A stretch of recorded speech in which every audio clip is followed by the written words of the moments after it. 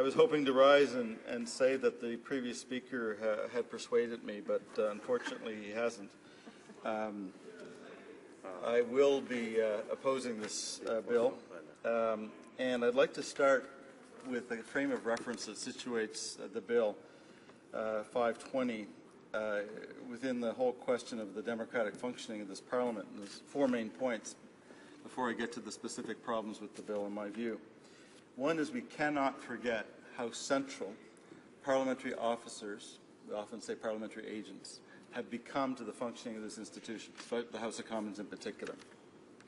One only has to note the Auditor General, the Chief Electoral Officer, Privacy Commissioner, Information Commissioner as being amongst the officers to know how incredibly important their roles are. It also speaks to why the leader of the official opposition, in a motion the Conservatives voted against, would have wanted to elevate the position of the Parliamentary Budget Officer to that of an Officer of Parliament as well. But why am I mentioning this?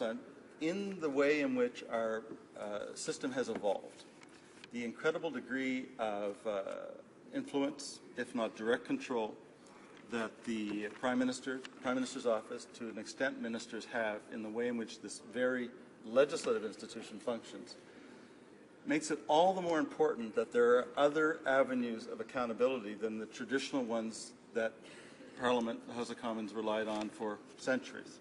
So that's why it's so important that the parliamentary officers have evolved in the way that they have. Without the annual report of each of these officers, without the role of the Auditor General, we would be a much, much, much poorer institution. Now, I believe that most members across the way would agree with that. But my concern is that, directly or indirectly, and I honestly fear, despite my respect for my colleague who's sponsoring this, it's more directly than indirectly, that this amounts to an attempt to almost intimidate, if not undermine, those institutions. And so if that at all is either the intent or unintentionally the result, then I think this is a huge problem from a democratic perspective. Second point is this is a private member's bill amongst so many that we've seen. I'm not going to guess whether or not it is one of the many examples we've seen of private members' bills that are in effect government bills. I'm going to assume it's a pure private member's bill. But the concern is that we have no charter compliance mechanism in this House or in legislation for private members' bills. The only thing that might happen is that the subcommittee of the Procedure and House Affairs Committee may actually, on occasion, look at a charter issue as being relevant to votability, but and frankly, I don't think that happens. The Minister of Justice's duty to supposedly vet the compliance of legislation being tabled in the House is limited to government bills, and it doesn't include private members' bills. Now, my colleague may well have sought advice from the law clerk or others about the compatibility with the charter of his legislation, but the fact of the matter is that it's before us, with me at least, having serious concerns about whether or not the questions around how it affects freedom of expression, because there is forced expression here, and how it affects discrimination or arbitrary treatment of one sector of public servants versus other sectors of public servants, whether or not that actually does implicate the Charter. It may well be, if the case were made, that parliamentary officers are very different institutions from government departments, and therefore their staff must somehow be subject to this new regime and others must not. If that case were really well made, then it might be savable under Section 1. The fact is I haven't seen that analysis, and I don't think it was even looked at in any serious way, if at all, by the committee. So the third thing is, unfortunately, I think this reveals yet again the general weakness of our legislative process when it comes to the work of committees, especially in majority government situations. I believe that this bill is fact-challenged. There's been no sign at all of a problem of partisanship of the staff, let alone of the parliamentary officers. So there's this issue of a problem, a solution in search of a problem. And if I'm not mistaken, I can be corrected on this, the committee did not hear from a single witness to support the bill. basically what we heard was all kinds of evidence, external and in the committee, about why this was A, unnecessary, and B, potentially harmful. The harm includes confusion with existing regimes and the broader harm of whether or not this in fact will act as a form of intimidation of either the agents of Parliament themselves or their staff. So in my view, the committee ultimately didn't do its job, because at minimum it should not be bringing this bill back unless there was very, very clear reasons why it should support it.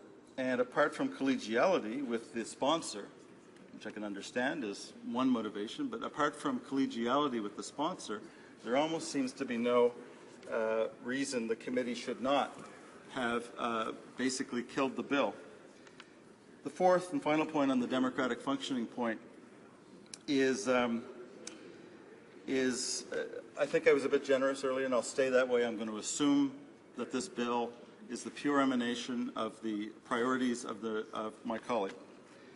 Nonetheless, private members' bills have generally and at least often been used as extensions of the government's agenda ever since I've arrived almost 3 years ago. I believe this to be an abuse, at least to the extent that they're not then subject to the kinds of scrutiny and caveats, if you like, that government bills are. They get to committee in a very short period, 2 hours. They aren't subject to charter review, as I already suggested to you. Still remember almost being floored 2 weeks ago when a Conservative member of Parliament whose bill was before us, a private member's bill, stood up, and his very first words were of the following sort, quote, "When I first saw this bill, I didn't think I liked it." End of quotation. But gradually he read the bill and he began to decide that he could support it. It's the first clear admission I've ever seen in the House of a member saying he was given a bill. I'm not saying at all that this is the case here, but I wanted to put this in the context of the frailties of our system when it comes to private members' bills. Now, why can I not support the bill? I think my colleague has just adequately summarized 3 main points. It's a problem in search of a solution. There's never been a proven or recorded incident of conflict of interest or perceived conflict of interest involving partisanship. And no evidence whatsoever was brought forward in committee. Secondly, it duplicates already existing provisions that were adequately outlined just earlier by my colleague, especially Part 7 of the Public Service Employment Act and relevant codes of conduct for at least 2 of the parliamentary officers' staff. And so at minimum, there's going to be this kind of overlap, duplication, confusion issue with respect to how the 2 regimes apply. There's no mechanism in the bill for resolving that. So even if I left it at a sort of untidy piece of legislation, that would be a reason to vote against it. But the fact of the matter is, it's redundant because the question of the admissibility of public servants, civil servants, engaging in political activity is already covered in the rules of employment for those public servants. So what it really amounts to is signaling out with a very, very heavy-handed regime public servants of a certain kind, those who work for offices of Parliament. Which brings me back to my concern, this is the 3rd problem with the bill, is there's been no analysis of charter rights and whether or not under Section 1 this could be upheld. And the only way it could be upheld is if you made a really strong case that these civil servants are in some kind of a different position from all other civil servants. And I don't think we've come close to seeing that argument. And the 4th point is that I honestly think this, whether it's intended this way or not by my colleague, it's turned into a Conservative talking point tool in order not actually to seriously pursue transparency, but to actually attack or undermine the offices of the agents of Parliament because of this central premise that there's a problem with partisanship. Why would there be a need for this bill unless there was a perceived problem, of partisanship? I do believe that some of my colleagues on the other side believe there's a problem. They certainly didn't prove it.